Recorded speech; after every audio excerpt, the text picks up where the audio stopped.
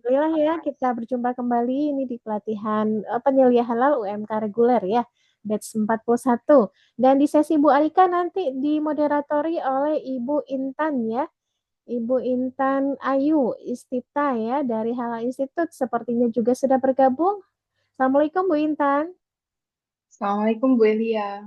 Iya, selamat pagi. Nanti silakan Bu Intan nanti di pandu ya sesi yang pertama ini ya sampai jam 10.15 ya sesuai agenda kita. Sesi ini tentu akan saya serahkan kepada Bu Intan untuk dikelola. Kemudian nanti mohon untuk keaktifan peserta di kolek ya dan di forward ke saya untuk diberikan penilaian kepada Bapak Ibu. Seperti itu. Bapak Ibu peserta, silahkan login ke dashboard peserta, kemudian silahkan mengisi absen sekarang supaya tidak lupa. Diklik nanti regulasi, baru akan kelihatan tombol absen. Klik absen, baru nanti muncul ya. Jangan ada yang lupa. Kalau Bapak Ibu lupa, terus lapor ke saya, Bu, saya absennya kok nol, tapi saya hadir di Zoom. Ya, saya tidak bisa bantu karena absen otomatis by system. Sudah saya ingatkan di awal ya, gitu. Untuk sesi ini saya serahkan ke Ibu Intan Ayu. Silakan Bu Intan dilanjutkan. Baik, terima kasih banyak Bu Elia atas waktunya. Assalamualaikum warahmatullahi wabarakatuh. Alhamdulillahirabbil alamin. Nahmaduhu wa nasta'inuhu wa nastaghfiruhu wa na'udzubillahi min syururi anfusina wa min sayyiati a'malina may yahdihillahu fala mudhillalah wa may yudlil fala hadiyalah. Selamat pagi Bu Arika Ya, dan selamat Bapak, pagi Bu Intan. dan Bapak Ibu semua. Perkenalkan nama saya Intana Istitoa yang akan memoderatori jalannya materi pertama kita pada pelatihan kali ini yang akan disampaikan oleh Bu Arika. Eh, izin bertanya Bu Arika untuk pertanyaannya, apakah eh, ketika materi berlangsung bisa dilanjutkan apa atau di akhir materi selesai Bu? Oke, untuk sesi diskusi setelah pemaparan materi ya Bu ya. Oke, siap. Terima kasih, Bu. Begitu ya, Bapak Ibu, untuk pertanyaannya nanti di akhir setelah pemaparan materi, yang mau bertanya bisa raise hand dulu atau apabila terkendala mikrofon bisa disampaikan melalui kolom chat Zoom. Untuk pemaparan materi, dipersilahkan kepada Bu Arika. Baik, terima kasih Bu Intan. Bismillahirrahmanirrahim. Assalamualaikum warahmatullahi wabarakatuh. Waalaikumsalam warahmatullahi wabarakatuh. Waalaikumsalam warahmatullahi Oke. wabarakatuh. Selamat pagi Bapak Ibu. Sebelumnya saya ucapkan terima kasih kepada Lembaga Pelatihan Halal Institute sebagai penyelenggara pelatihan penyelia halal pada hari ini, dan juga kepada Bapak Ibu peserta pelatihan yang telah hadir pada pelatihan kali ini. Walaupun kita tidak bertatap muka langsung ya, semoga Bapak Ibu tetap semangat untuk mengikuti pembelajaran ini dan juga tidak mengganggu konsentrasi Bapak Ibu dalam mengikuti pelatihan. Baik, tadi sudah sempat diperkenalkan, nama saya Arika Nur Adila, bisa dipanggil Arika saja. Saya sebagai pengawas JPH di Direktorat Bina Jaminan Produk Halal. Nah, pada kali ini kita akan membahas materi terkait dengan regulasi jaminan produk halal dan juga ruang lingkup penyelia halal. Yang mana penyelia halal ini adalah nantinya menjadi profesi Bapak Ibu di tempat Bapak Ibu bekerja, mungkin ada yang di SPPG, ada juga yang di perusahaan mikro kecil atau pelaku usaha mikro kecil lainnya. Nah, jadi penyelia halal ini memiliki peran penting ya Bapak Ibu dalam alur sertifikasi halal. Jadi saya harap Bapak Ibu dapat mengikuti pelatihan ini dengan serius, dengan penuh fokus dan juga dapat aktif. Nanti kalau ada yang tidak dimengerti bisa ditanyakan setelah sesi pemaparan. Izin Bapak Ibu, saya mau share materi terlebih dahulu.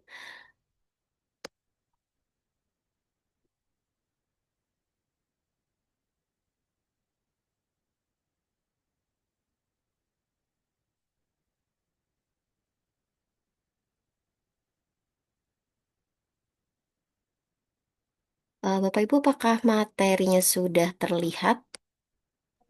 Sudah, Bu. Oke, Oke, sudah Bu. baik. Sudah terlihat ya. Langsung saja saya mulai. Jadi pada kali ini saya akan membahas terkait dengan regulasi JPH dan juga ruang lingkup penyelia halal. Nah, untuk memudahkan untuk pokok pembahasan pada sesi ini saya bagi menjadi tiga pokok pembahasan, yaitu yang pertama adalah terkait dengan regulasi jaminan produk halal, kemudian yang kedua alur sertifikasi halal dan juga label halal, kemudian yang ketiga adalah penyelia halal. Nanti kita akan membahas banyak terkait definisinya dan juga tugas dan tanggung jawab Bapak Ibu sebagai penyelia halal. Oke, kita masuk ke pokok pembahasan yang pertama yaitu regulasi jaminan produk halal. Jadi yang mendasari jaminan produk halal dan penyelenggaraan sertifikasi halal di Indonesia itu ada banyak ya Bapak Ibu regulasinya dan dimulai dari yang paling tinggi itu ada undang-undang, kemudian terkait dengan struktur organisasinya ada di peraturan presiden, kemudian ada juga turunan dari undang-undang adalah peraturan pemerintah. Nah, selanjutnya untuk hal-hal teknis itu terdapat pada peraturan atau keputusan menteri dan juga peraturan atau keputusan kepala badan. Nah, terkait dengan sertifikasi halal atau penyelenggaraan JPH ini bermula dari adanya Undang-Undang Nomor 33 Tahun 2014 tentang Jaminan Produk Halal. Nah, dari undang-undang inilah yang menjadi asal muasal adanya kewajiban sertifikasi halal di Indonesia. Nah, kemudian turunannya lebih detail ada di Peraturan Pemerintah Nomor 42 Tahun 2024 tentang penyelenggaraan bidang jaminan produk halal, yang mana ini menggantikan peraturan pemerintah sebelumnya. Khawatirnya masih ada yang menggunakan PP Nomor 39 Tahun 2021. Nah, itu sudah tidak dipakai. Jadi sekarang menggunakannya adalah PP Nomor 42 Tahun 2024. Nah, kemudian untuk hal-hal teknis, memang banyak yang berasal dari keputusan Menteri Agama, karena memang sebelumnya BPJPH ini ada di bawah Kementerian Agama, sehingga banyak hal-hal teknis yang diatur pada keputusan Menteri Agama. Contohnya, misalnya produk-produk yang wajib bersertifikat halal, kemudian bahan yang dikecualikan, itu masih ada di keputusan Menteri Agama. Nah, tapi karena sekarang BPJPH tidak lagi di bawah Kementerian Agama, sehingga nantinya untuk regulasi-regulasi tersebut akan digantikan oleh keputusan kepala badan dan pada saat ini memang masih pada tahap penyusunan. Nah, ini hal-hal teknis lainnya diatur juga pada peraturan atau keputusan kepala badan, misalnya untuk manual SJPH, kemudian yang terbaru adalah bentuk dan tata cara pencantuman keterangan tidak halal. Nah, itu ada pada peraturan atau keputusan kepala BPJPH. Nah, ini ya Bapak Ibu, regulasi-regulasi yang bisa Bapak Ibu pelajari dan ini bisa di-download juga melalui website kami yaitu di bpjph.halal.go.id. Nah, sebelum kita membahas lebih jauh terkait dengan penyelenggaraan sertifikasi halal di Indonesia, kita baiknya bicara sejarah terlebih dahulu ya Bapak Ibu. Jadi awalnya adanya kewajiban sertifikasi halal ini bermula dari adanya isu kesehatan. Nah, awalnya pada tahun 1976 dari Kementerian Kesehatan itu mengeluarkan regulasi atau SK terkait dengan pelabelan makanan yang mengandung babi. Nah, dari sini kita bisa lihat bahwa eh, ini pelabelan makanan ini hanya untuk bahan yang mengandung babi, sedangkan bahan-bahan lain itu tidak ada regulasinya terkait dengan pelabelan makanan. Nah, kemudian pada tahun 1985, Kementerian Kesehatan dan juga Kementerian Agama itu memberikan regulasi terkait dengan pencantuman tulisan halal pada label makanan. Nah, ini tapi baru bersifat deklarasi dari pelaku usaha itu sendiri, sehingga kita tidak bisa memastikan bahwa produk-produk lain yang misalnya tidak dicantumkan tulisan halal, kita tidak bisa memastikan bahwa memang produk tersebut eh, dipastikan kehalalannya. Nah, kemudian pada tahun 1988 ada beberapa produk yang dilakukan penelitian ya. Nah, dari hasil penelitian tersebut ditemukan bahwa terdapat lemak babi atau mengandung bahan yang diharamkan pada beberapa produk.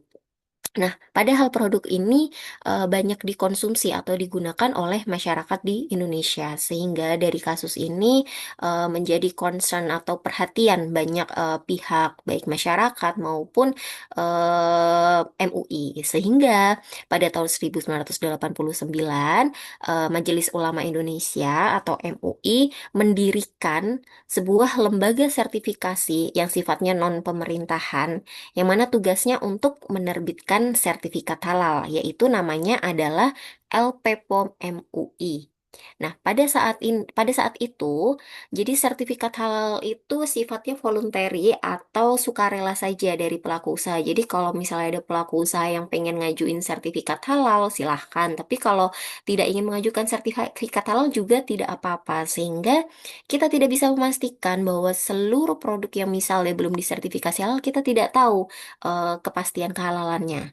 Karena halal itu tidak hanya berdasarkan bahan Bapak Ibu, tetapi juga termasuk proses produksinya. Nah, itu adalah definisi dari halal itu harus memastikan bahwa bahan dan juga proses produksinya itu harus dipastikan kehalalannya. Nah, kalau sifatnya voluntary atau sukarela, kita tidak bisa memastikan hal tersebut. Sehingga pada tahun 2014, pemerintah menerbitkan tadi Undang-Undang Nomor 33 Tahun 2014 terkait dengan kewajiban sertifikat halal. Nah, dengan adanya regulasi ini, maka MUI tidak lagi atau LPPOM MUI tidak lagi bertugas untuk menerbitkan sertifikat halal. Nah, sebagai tindak lanjut adanya regulasi tersebut, maka berdirilah BPJPH yang mana masih di bawah Kementerian Agama. Nah, tepatnya di tanggal 17 Oktober 2017. Nah, dengan adanya BPJPH, maka sertifikasi halal yang awalnya diajukan melalui LPPOM MUI semuanya berpindah ke BPJPH. Jadi LPPOM MUI tidak lagi bertugas untuk menerbitkan sertifikasi halal. Jadi untuk diketahui ya Bapak Ibu, LPPOM MUI saat ini masih ada, tetapi perannya bukan sebagai lembaga yang melakukan sertifikasi, tetapi adalah salah satu lembaga yang melakukan pemeriksaan kehalalan kepada pelaku usaha. Jadi, lembaga yang melakukan audit ini atau lembaga yang melakukan pemeriksaan ini kita sebut sebagai LPH, dan LPH itu ada banyak yang sudah terakreditasi oleh BPJPH yang mana salah satunya adalah LPPOM MUI.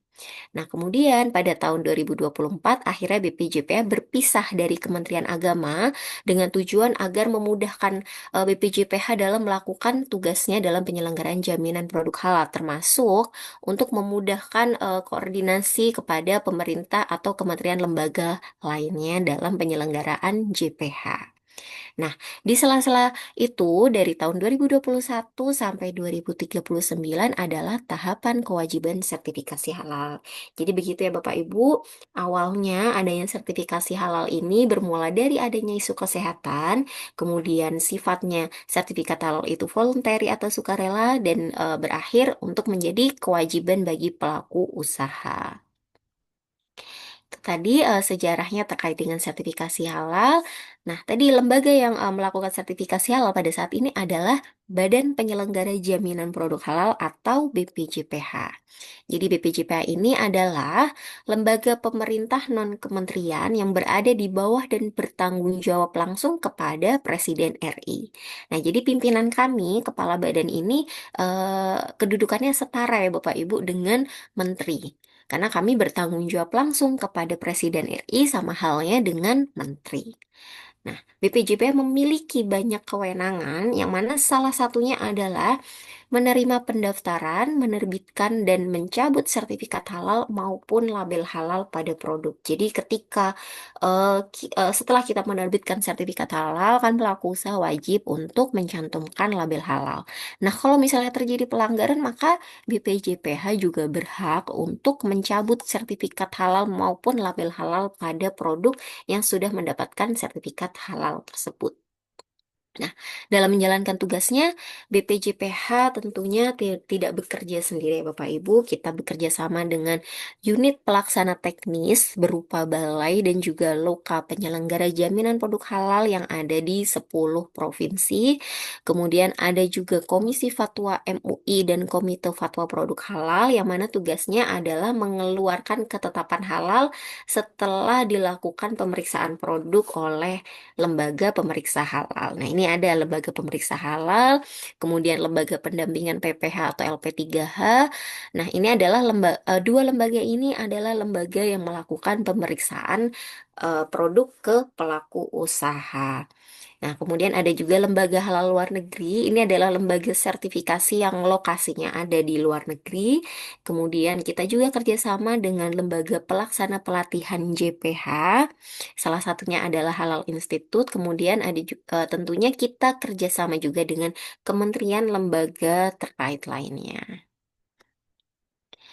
Nah, ini untuk struktur organisasi BPJPH. Jadi, kita dikepalai oleh seorang kepala BPJPH. Kemudian, ada 3 deputi, yaitu deputi bidang kemitraan dan standarisasi, kemudian deputi bidang registrasi dan sertifikasi halal. Nah, untuk deputi ini adalah yang bertanggung jawab dalam menerbitkan sertifikat halal pada produk.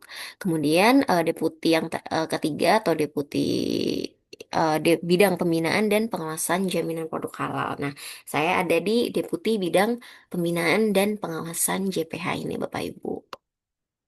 Nah, ini tadi untuk unit pelaksana teknis BPJPH pada saat ini baru ada di 10 provinsi yang ada di Indonesia dan letaknya ada di ibu kota provinsi.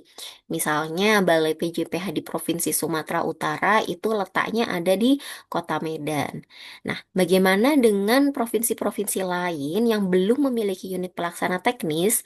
Nah, dia akan menempel tanggung jawabnya ada di balai terdekat. Misalnya, untuk provinsi di Aceh ya.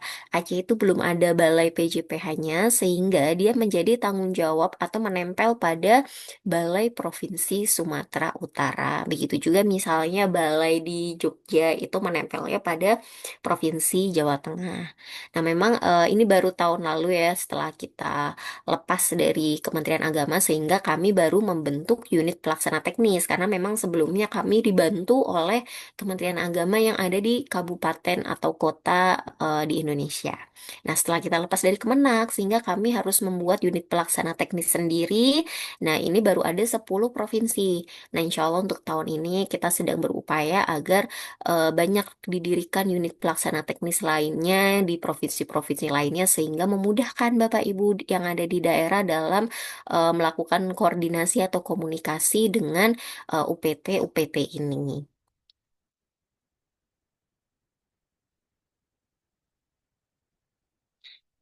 Ini tadi terkait dengan tugas dan fungsi yang ada di Deputi Bidang Pembinaan dan Pengawasan ini.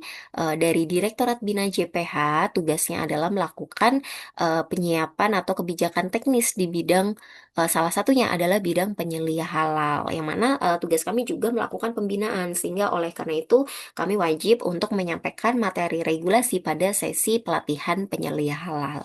Kemudian ada juga Direktorat Pengawasan JPH yang mana dia melakukan pengawasan JPH terhadap beberapa objek pengawasan.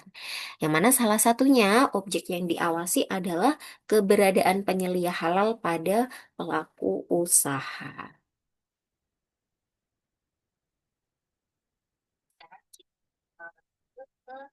Regulasi yang terkait dengan kewajiban sertifikat halal. Nah, tadi saya sudah sempat menyebutkan kewajiban sertifikasi halal ini bermula dari adanya Undang-Undang Nomor 33 Tahun 2014 pada pasal 4 yang menyatakan bahwa produk yang masuk, beredar, dan diperdagangkan di Indonesia itu wajib bersertifikat halal.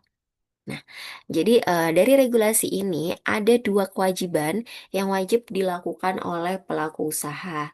Yang pertama adalah kewajiban bersertifikat halal atau yang kedua wajib keterangan tidak halal. Nah, saya jelaskan dulu untuk produk yang wajib bersertifikat halal. Nah, produk yang wajib bersertifikat halal ini adalah produk-produk yang memang disebutkan pada Keputusan Menteri Agama Nomor 748 Tahun 2021 dan juga Keputusan Menteri Agama Nomor 944 Tahun 2024. Nah, untuk 748 ini lebih ke produk makanan minuman, sedangkan untuk 944 ini lebih ke produk non makanan dan minuman. Jadi kalau misalnya produk-produk tersebut disebutkan di keputusan Menteri Agama tersebut, maka Bapak Ibu wajib melakukan sertifikasi halal.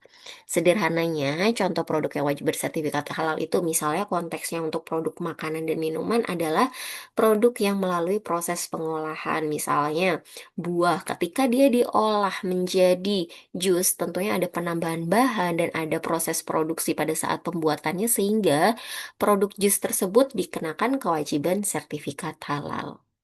Nah, kemudian setelah mendapatkan sertifikat halal, maka pelaku usaha wajib untuk mencantumkan label halal. Contohnya adalah pada gambar tersebut, yaitu adalah ada gambar logo Halal Indonesia, kemudian disertai dengan nomor ID sertifikat halal. Nah, kemudian bagaimana dengan produk-produk yang mengandung bahan non halal atau bahan yang diharamkan?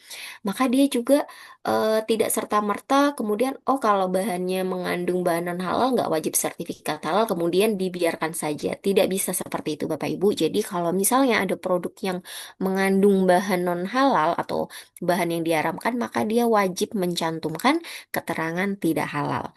Dengan adanya kata wajib ini, maka tentunya jika tidak dilaksanakan oleh pelaku usaha, maka ada konsekuensi atau sanksi yang diterapkan kepada pelaku usaha. Nah, apa saja yang masuk kriteria keterangan tidak halal itu tidak hanya terkait dengan bahan, tetapi juga proses produksinya. Contohnya produk dengan bahan babi atau turunannya, maka produk tersebut wajib untuk mencantumkan keterangan tidak halal. Nah, untuk keterangan tidak halal ini juga ada aturannya Bapak Ibu, maka bisa menggunakan label non halal atau label mengandung babi sesuai dengan kriteria dari produk tersebut. Nah, kemudian bagaimana dengan bahan-bahan atau produk yang memang sifatnya itu sudah halal, misalnya dia sayur-sayuran atau berasal dari tumbuhan itu kan langsung dari alam ya dan tanpa proses pengolahan sehingga dia tidak wajib bersertifikat halal. Nah, untuk memastikan apa saja bahan yang memang tidak wajib untuk bersertifikat halal ini, maka Bapak Ibu bisa lihat pada Keputusan Menteri Agama Nomor 1360 Tahun 2021 tentang bahan yang dikecualikan dari kewajiban bersertifikat halal. Nah, contohnya itu tadi sayur-sayuran, kemudian telur, buah. Nah, tanpa proses pengolahan. Karena ketika sudah melalui proses pengolahan, maka dia akan dikenakan kewajiban sertifikat halal. Jadi seperti itu ya Bapak Ibu, ada dua kewajiban. Yang pertama wajib bersertifikat halal, kedua wajib untuk mencantumkan keterangan tidak halal. Kenapa sih harus ada kewajiban sertifikat halal ini? Harus ada label halal, harus ada keterangan tidak halal. Tentunya itu yang pertama adalah sebagai perlindungan konsumen. Karena kita tidak bisa memastikan bahwa misalnya ada produk yang mendeklarasi merasa bahwa produknya itu halal karena bahan-bahannya halal semua. Nah, itu kita tidak tahu. Bagaimana dengan proses produksinya, bisa saja mungkin dia terkontaminasi dengan najis, terkontaminasi dengan bahan-bahan non halal sehingga menjadikan produk tersebut tidak halal. Nah, ini adalah sebagai bentuk perlindungan konsumen terutama konsumen Indonesia yang mana mayoritas adalah masyarakatnya muslim. Kemudian dari sisi pelaku usaha tentunya ini meningkatkan nilai tambah bagi pelaku usaha karena tentunya konsumen akan lebih memilih produk yang memang sudah bersertifikat halal dibandingkan produk yang tidak bersertifikat halal. Nah, kemudian kapan sih kewajiban sertifikat halal ini mulai berlaku? Nah, untuk produk makanan dan minuman serta rata-rata hasil sembelihan dan jasa sembelihan itu kewajibannya itu berlaku pada tanggal 17 Oktober 2024. Tetapi ini hanya untuk usaha menengah dan besar saja, itu sudah wajib dikenakan sertifikat halal. Sehingga ketika lewat dari tanggal tersebut, maka BPJP berhak untuk menerapkan sanksi administratif kepada pelaku usaha yang memang belum mengajukan sertifikat halal pada tanggal tersebut. Lalu bagaimana dengan pelaku usaha mikro dan kecil? Nah, untuk pelaku usaha mikro dan kecil itu masih diberikan relaksasi sampai tahun ini, yaitu pada tanggal 17 Oktober 2026. Sehingga semua produk makanan dan minuman pada tanggal 18 Oktober 2026 sudah harus bersertifikat halal. Nah, ini tidak hanya untuk pelaku usaha mikro dan kecil saja, tetapi juga termasuk untuk produk-produk impor yang masuk ke Indonesia. Itu juga wajib bersertifikat halal. Nah, kemudian selain produk makanan dan minuman serta hasil sembelian tadi, yang masuk ke penahapan di tahun 2026 ini adalah misalnya obat-obatan yang berasal dari obat bahan alam, obat kuasi, dan juga suplemen kesehatan, kemudian produk kosmetik, produk kimiawi, produk rekayasa genetik, kemudian dan juga barang gunaan. Yang termasuk dalam barang gunaan ini adalah kategori sandang, penutup kepala dan aksesoris, kemudian kategori perbekalan kesehatan, peralatan rumah tangga, perlengkapan peribadatan Islam, alat tulis, dan perlengkapan kantor. Dengan catatan untuk barang gunaan ini khusus untuk produk yang menggunakan bahan hewani. Jadi kalau tidak menggunakan bahan hewani maka tidak diwajibkan untuk bersertifikat halal.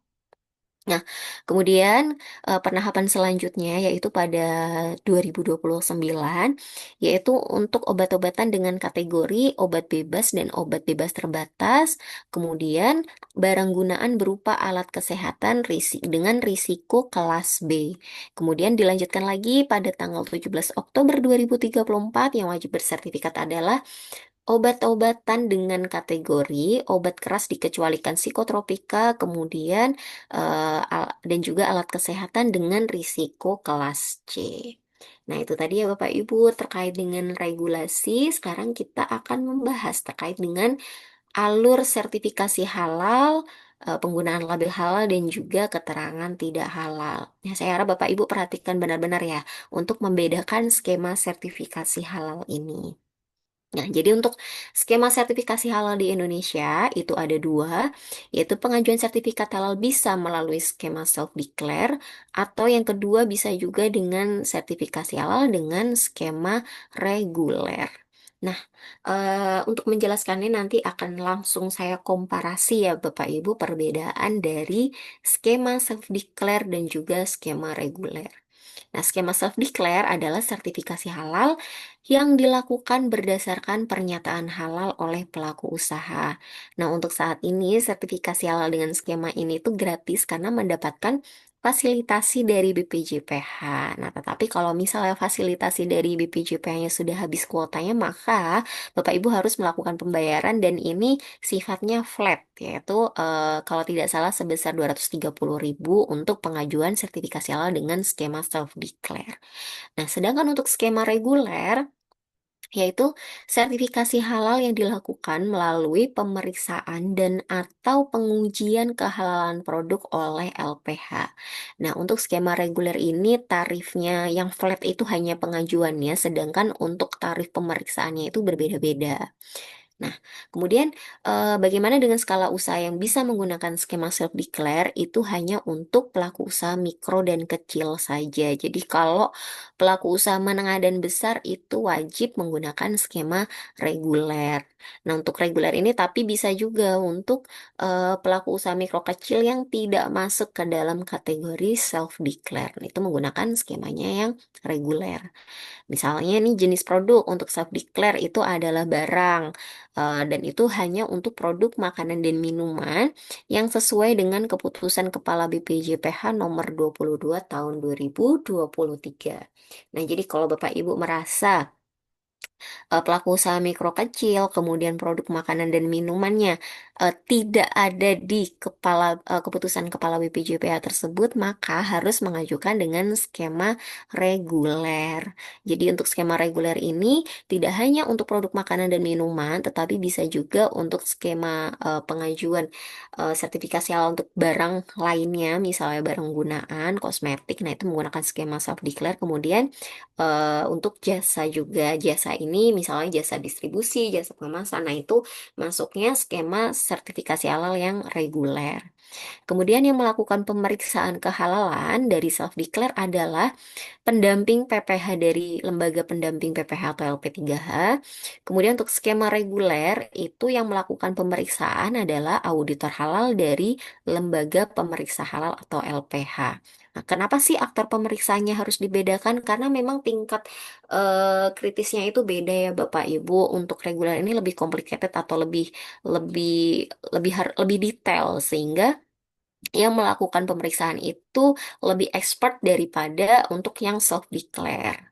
Kemudian untuk penetapan fatwa, untuk self-declare itu dilakukan oleh Komite Fatwa Produk Halal, sedangkan untuk reguler itu penetapan fatwanya dilakukan oleh Komisi Fatwa MUI atau Komite Fatwa Produk Halal.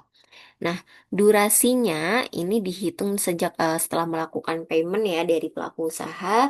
Untuk self declare itu adalah 12 hari kerja, sedangkan untuk reguler adalah 21 hari kerja. Jadi itu ya Bapak Ibu untuk pengajuan sertifikat halal dengan skema self declare dan juga reguler. Nah, kemudian bagaimana dengan produk-produk impor atau produk yang dari luar negeri? Misalnya nih Bapak Ibu di sini mungkin ada yang importir produk-produk dari luar negeri.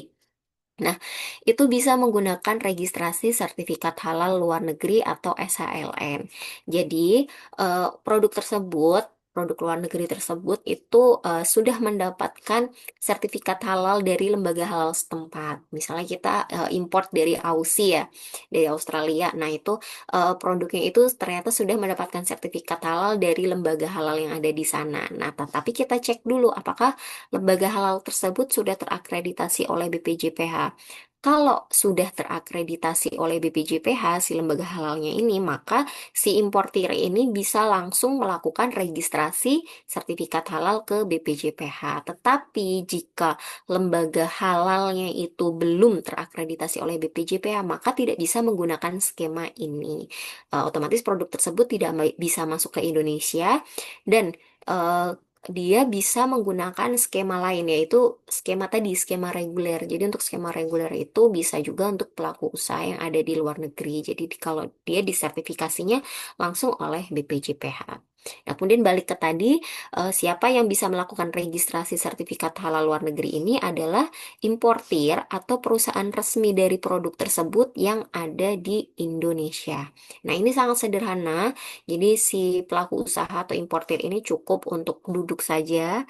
Jadi melalui laptop ya kita daftar registrasi produk tersebut ke si halal, kemudian cukup mengunggah dokumen, maka BPJPH akan melakukan verifikasi. Nah, nanti setelah diverifikasi dan semua dokumennya sudah sesuai, maka BPJPH akan menerbitkan nomor registrasi sertifikat halal luar negeri. Nah, untuk mengecek apa saja lembaga halal yang sudah terakreditasi atau belum, bisa dicek juga di website kami. Nah, ini untuk alur sertifikasi halal dengan skema self-declare dan juga reguler ya Bapak Ibu. Ini sebenarnya ada perbedaan di antara keduanya, tetapi untuk memudahkan saya buat lebih sederhana. Jadi pelaku usaha tentunya melakukan pendaftaran terlebih dahulu melalui website kami atau aplikasi kami yaitu yang namanya Si Halal. Kemudian akan dilakukan verifikasi. Nah, nanti jika memang perlu pembayaran, maka pelaku usaha melakukan pembayaran. Baru setelah itu, LPH atau LP3H melakukan pemeriksaan kehalalan produk. Nah, untuk siapa sih yang bisa melakukan pemeriksaan ini? Jadi LPH atau LP3H ini ada banyak Bapak Ibu. Jadi nanti dari pelaku usaha itu sendiri yang sudah menentukan siapa LPH-nya atau LP3H yang ditunjuk untuk melakukan pemeriksaan kehalalan produk. Kalau skemanya reguler, maka tadi yang melakukan pemeriksaan adalah auditor dari LPH. sedangkan untuk skema self declare nanti yang memeriksa adalah pendamping PPH dari LP3H. Baru setelah semuanya dinyatakan sesuai bisa untuk diajukan sertifikat halal, maka step selanjutnya adalah penetapan atau pengeluaran ketetapan halal oleh Komisi Fatwa MUI atau Komite Fatwa Produk Halal baru. Kalau sudah ada ketetapan halal tersebut, maka BPJPH baru akan menerbitkan sertifikat halal. Nah, dari alur ini bisa Bapak Ibu lihat bahwa tidak hanya BPJPH yang terlibat pada proses sertifikasi halal ini, tetapi kita juga melibatkan banyak pihak, yaitu adalah lembaga pemeriksa atau lembaga pendamping dan juga komisi fatwa yang mana di sini bisa dipastikan bahwa proses pemeriksaan sertifikasi halal ini tidak sederhana dan benar-benar dilakukan secara teliti sehingga sertifikat halal yang terbit itu memang benar-benar sudah sesuai dengan ketentuan syariat Islam atau ketentuan sistem jaminan produk halal. Seperti itu. Nah, ini untuk alur tadi ya registrasi SLN tadi sudah sempat saya sampaikan, jadi kita skip aja. Nah, ini untuk sertifikat halal ya Bapak Ibu.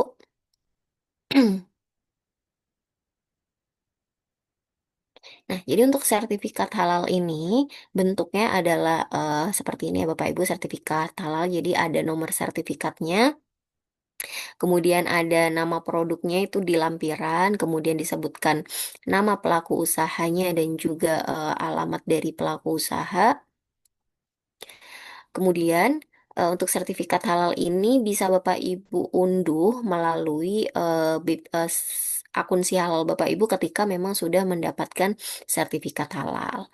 Nah, kalau Bapak Ibu lihat, memang di sertifikat halal ini tidak ada masa berlakunya. Kenapa? Karena memang sertifikat halal ini berlaku selamanya. Jadi Bapak Ibu nggak perlu tuh memperpanjang lagi. Tetapi tetap ada catatannya ya Bapak Ibu.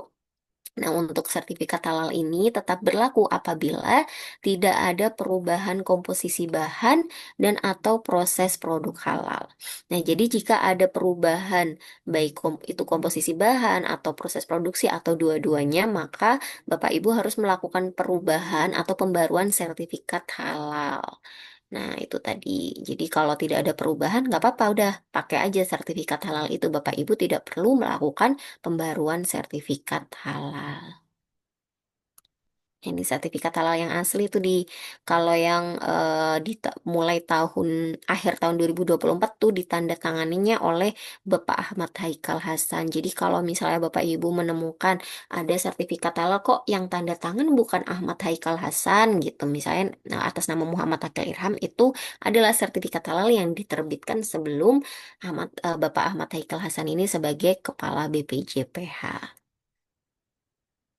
Dan untuk pengajuan sertifikat halal adalah melalui ptsp.halal.go.id. Kemudian kita membahas terkait dengan pencantuman label halal. Ya, jadi memang pelaku usaha yang sudah mendapatkan sertifikat halal itu wajib untuk mencantumkan label halal. Nah, lalu bagaimana dengan label halal yang sebelumnya diterbitkan oleh LPPOM MUI yang mana labelnya adalah Majelis Ulama Indonesia? Apakah itu tetap berlaku? Jawabannya sebenarnya untuk label itu sudah tidak berlaku ya Bapak Ibu karena memang sertifikat halal itu kan diterbitkannya oleh BPJPH. Jadi otomatis sertifikat halal yang diterbitkan oleh MUI itu sudah tidak berlaku dan harusnya karena waktu itu dia sudah tidak menjalankan tugas sebagai lembaga yang menerbitkan sertifikat halal dan ada masa berlakunya. Jadi memang sertifikat halal yang diterbitkan oleh MUI itu sudah tidak berlaku secara otomatis karena memang juga tanggalnya sudah expired ya. Nah, tetapi memang ada juga pelaku usaha yang sudah terlanjur untuk memproduksi banyak kemasan produknya dengan menggunakan label halal dari MUI, maka itu masih diperbolehkan maksimal sampai tanggal 17 Oktober 2026. Sehingga setelah tanggal itu, maka kemasan yang masih menggunakan label halal MUI itu sudah tidak bisa digunakan lagi. Jadi pelaku usaha harus segera menghabiskan stok yang ada dan mengganti kemasan labelnya dengan label halal Indonesia dengan catatan memang sudah mendapatkan sertifikat halal dari BPJPH. Nah, ini untuk ketentuan pencantuman label halal ini, jadi si label halal ini dicantumkan pada kemasan produk atau bagian tertentu dari produk dan label halal ini harus mudah dilihat dan dibaca, tidak mudah dihapus, dilepas dan dirusak sesuai dengan ketentuan perundang-undangan. Jadi kalau misalnya ada produk yang tulisannya tidak jelas, nah itu seharusnya berarti dia tidak sesuai dengan kriteria pencantuman label halal sehingga tulisannya harus benar-benar bisa dibaca sehingga konsumen bisa memastikan nomor ID dari sertifikat halal yang sudah didapatkan produk tersebut. Nah, lalu bagaimana dengan produk yang kemasannya terlalu kecil? Nah, kalau ada pengecualian ya Bapak Ibu untuk pencantuman label halal ini, misalnya untuk produk yang kemasannya terlalu kecil, produk yang dikemas secara langsung di hadapan pembeli dalam jumlah kecil, dan juga untuk produk yang dijual dalam bentuk curah. Nah, tiga kategori produk ini maka adalah mendapatkan pengecualian pencantuman label halal. Jadi dia tidak wajib untuk mencantumkan label halal. Misalnya kalau produk yang kemasannya terlalu kecil ya, misalnya permen. Nah, itu permen jadi tidak wajib untuk mencantumkan label halal. Tetapi pada kemasan besarnya itu ya, dia tetap harus mencantumkan label halal sesuai dengan ketentuan dari BPJPH. Nah, solusinya misalnya kalau pengen pengen tetap kelihatan dia udah bersertifikat halal. Nah, itu mungkin cukup gambar logonya saja, tidak perlu disertai dengan nomor ID sertifikat halal. Tetapi kalau kemasan besarnya tetap harus sesuai ketentuan ya Bapak Ibu, yaitu gambar atau logo halal Indonesia disertai dengan nomor ID dari sertifikat halal yang sudah didapatkan. Ini terkait dengan pencantuman label halal ada aturannya. Jadi untuk label halal utama adalah menggunakan warna ungu, terus bisa dengan bentuk portrait ataupun landscape ya, vertikal ataupun horizontal bentuknya. Jadi eh, harus Bapak Ibu pastikan ada logo halal Indonesianya. Kemudian ada juga nomor ID dari sertifikat halalnya. Jadi nomor ID sertifikat halal itu pasti diawali oleh ID, kemudian dilanjutkan ada nomor-nomor selanjutnya yang menunjukkan dari nomor ID tersebut. Nah, fungsi dari adanya nomor ID adalah agar konsumen mengetahui kepastian dari ke sertifikat halal yang ada pada produk tersebut. Misalnya bisa saja ada produk yang mencantumkan nomor ID dari produk lainnya. Misalnya ini produk permen, produk permen ya. Kemudian dia ada nomor ID-nya. Tapi ketika kita cek melalui website, ternyata nomor ID-nya itu merujuk kepada produk lain. Nah, itu berarti si produk permen itu ternyata belum mendapatkan sertifikat halal, tetapi ternyata dia asal mencantumkan label halal pada produk tersebut. Nah, itu si pelaku usahanya bisa mendapatkan sanksi dari BPJPH. Nah, kemudian tadi untuk warna utamanya ungu ya, tetapi Bapak Ibu bisa juga menggunakan warna hitam dan atau putih ya. Untuk backgroundnya mengikuti dari warna background si kemasan produk tersebut. Nah, itu ya Bapak Ibu, penggunaan label halal harus sesuai ketentuan, yaitu disertai dengan frame atau kotak, kemudian di dalamnya adalah eh, logo atau gambar halal Indonesia, kemudian ada nomor ID sertifikat halal. Nah, ini nomor ID ini harus di dalam frame ya Bapak Ibu, kalau di luar frame nanti agak sulit untuk membacanya gitu. Nah, kemudian tadi untuk pencantuman label halal. Nah, ini selanjutnya adalah untuk pencantuman keterangan tidak halal. Nah, mungkin sebelumnya memang kami belum ada peraturannya sehingga dibebaskan kepada pelaku usaha bagaimana pencantuman keterangan tidak halal, tetapi kita baru saja menerbitkan regulasi yang baru yaitu pencantuman keterangan tidak halal. Jadi sudah ada aturannya yang baku bagaimana kriteria pencantuman keterangan tidak halal ini. Nah, untuk apa saja yang masuk kriteria dari keterangan tidak halal ini bisa dilihat dari kriteria bahan dan atau kriteria proses produksinya. Apakah dia sesuai dengan sistem jaminan produk halal? Jika tidak sesuai, baik itu bahan ataupun proses produksinya, maka si pelaku usaha wajib untuk mencantumkan keterangan tidak halal pada produk tersebut.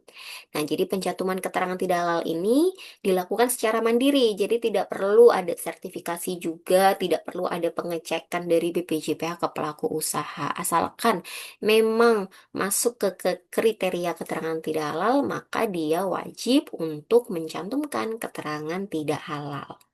Nah, apa saja sih yang masuk ke kriteria ini? Bisa Bapak Ibu lihat pada Peraturan BPJPH Nomor 3 Tahun 2026 tentang bentuk dan tata cara pencantuman keterangan tidak halal pada bab 2.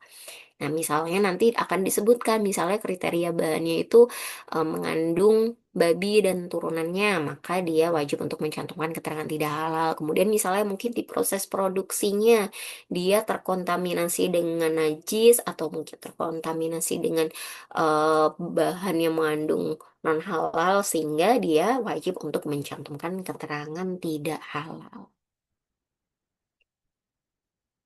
Nah, ini tadi ya, untuk bentuk keterangan tidak halal ini terdiri dari dua, yaitu tulisan dan gambar mengandung babi, tulisan mengandung babi dan juga gambar babi, atau tulisan non halal.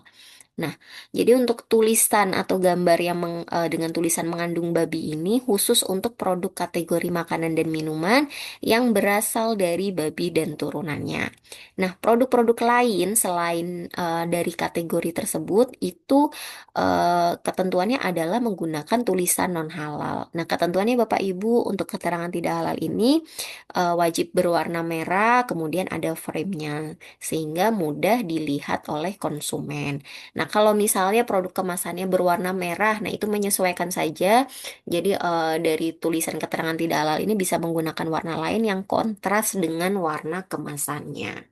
Nah, misalnya kalau produk yang menggunakan tulisan non halal ini bisa juga untuk produk kategori makanan dan minuman ataupun selain kategori makanan dan minuman. Nah, pokoknya yang selain mengandung babi itu menggunakan bentuk keterangan tidak halalnya itu adalah tulisan non halal. Jadi seperti itu ya Bapak Ibu. Ketika Bapak Ibu sudah mendapatkan sertifikat halal, maka Bapak Ibu wajib untuk mencantumkan sertifikat label halal. Sedangkan kalau tidak memang tidak dikenakan kewajiban atau masuk ke kriteria keterangan tidak halal, maka harus mencantumkan keterangan tidak halal itu tadi mengandung babi atau dengan menggunakan tulisan non halal. Oke, sekarang kita masuk ke pokok pembahasan terakhir dan ini utamanya adalah ketika Bapak Ibu menjadi penyelih halal. Jadi mohon disimak baik-baik ya Bapak Ibu. Jadi Bapak Ibu tidak bingung apa sih tugas dari penyelih halal ini sebagai apa perannya di pelaku usaha, apa perannya di SPPG. Bapak Ibu mohon untuk disimak baik-baik pada pokok pembahasan penyelih halal ini. Nah, jadi salah satu syarat pelaku usaha dalam mengajukan permohonan sertifikat halal itu adalah memiliki penyelia halal. Nah, penyelia halal ini adalah orang yang bertanggung jawab terhadap proses produk halal atau PPH. Jadi sederhananya penyelia halal ini adalah kayak kunci dari perusahaan itu. Jadi dia yang benar-benar memahami bahan-bahan yang digunakan dalam proses produksi dan juga tidak hanya bahannya saja, tetapi proses pembuatan atau proses produksi yang ada di pelaku usaha sampai produk tersebut jadi dan didistribusikan ke konsumen. Itu penyelia halal harus benar-benar tahu hal tersebut. Nah, si penyelia halal ini adalah penghubung. Jadi dia di perusahaan itu, di pelaku usaha itu adalah penghubung antara manajemen perusahaan dengan seluruh proses penerapan sistem jaminan produk halal. Nah, ini kalau mungkin untuk perusahaan besar ya, dia ada manajemen tersendiri, kemudian untuk penyelia halalnya itu ada manajemennya tersendiri. Nah, untuk menjadi penyelia halal itu ada syaratnya. Yang pertama, adalah beragama Islam. Kemudian yang kedua adalah memiliki wawasan luas dan memahami syariat tentang kehalalan. Nah, untuk hal ini dibuktikan dengan sertifikat penyelia halal atau dengan sertifikasi kompetensi penyelia halal. Nah, yang Bapak Ibu ikuti kali ini adalah nanti Bapak Ibu ketika lulus akan mendapatkan sertifikat penyelia halal. Jadi kalau misalnya mau mendapatkan sertifikat kompetensi, maka Bapak Ibu harus mengikuti pelatihan lainnya, pelatihan lanjutan seperti itu. Nah, penyelia halal ini ditetapkan oleh pimpinan pelaku usaha, kemudian harus melampirkan KTP itu tadi yang berdomisili di Indonesia. Kemudian kalau untuk yang domisilinya dari luar negeri itu bisa menggunakan paspor, izin tinggal tetap atau kartu identitas lainnya. Kemudian daftar riwayat hidup dan yang terakhir harus mencantumkan sertifikat pelatihan penyelia halal dan atau sertifikat kompetensi penyelia halal. Kenapa ada kata dan atau? Nah, karena memang untuk pelaku usaha mikro kecil itu tidak harus untuk sertifikasi kompetensi. Sedangkan untuk yang menengah besar itu wajib untuk mencantumkan sertifikasi kompetensi, tidak hanya sertifikat pelatihan penyelia halal. Nah, tadi saya sempat dengar ada salah satu peserta di sini ya, yang ternyata dari perusahaan dengan kategori menengah dan besar. Nah, itu seharusnya mengikutinya itu mengikuti pelatihan penyelia halalnya itu yang reguler. Karena yang Bapak Ibu ikuti saat ini adalah pelatihan penyelia halal untuk UMK dengan skema reguler. Nah, itu memang jumlah jam pelajarannya berbeda karena memang untuk menengah dan besar itu lebih complicated ya, lebih banyak alurnya dalam pengajuan sertifikasi halal. Nah, kemudian tadi yang menengah besar itu juga harus mengikuti sertifikasi kompetensi penyelia halal. Kemudian dokumen yang terakhir adalah keputusan penetapan penyelia halal yang ditetapkan oleh pimpinan pelaku usaha. Nah, apakah boleh si pemilik atau owner dari usaha tersebut itu sendiri yang menjadi penyelia halal? Jawabannya itu boleh Bapak Ibu. Jadi si pemilik perusahaan itu sendiri bisa menjadi penyelia halal. Asalkan syarat-syarat itu terpenuhi. Nah, apa saja yang menjadi tugas dari penyelia halal?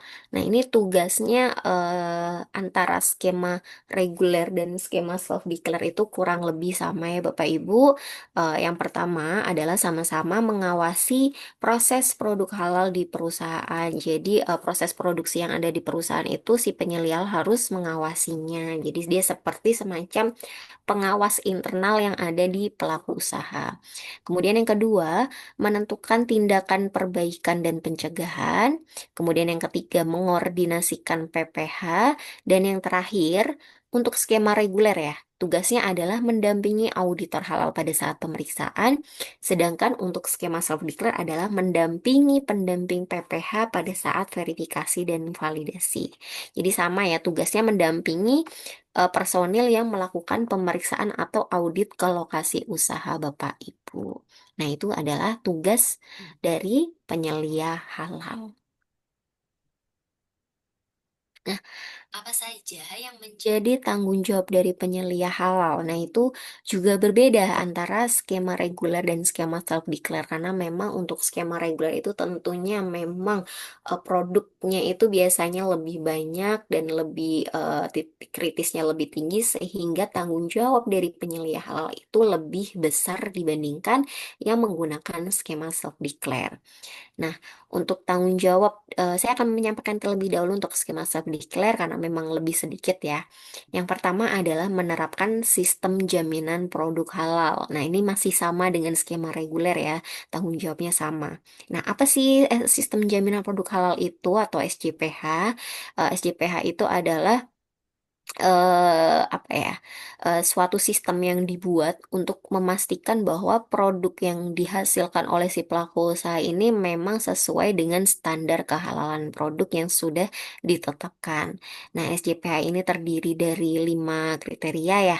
Yang pertama adalah komitmen dan tanggung jawab, kemudian bahan, proses produksi, kemudian produk dan pemantauan dan evaluasi. Nah, untuk secara detailnya nanti akan disampaikan oleh materi selanjutnya yang terkait dengan SJPH.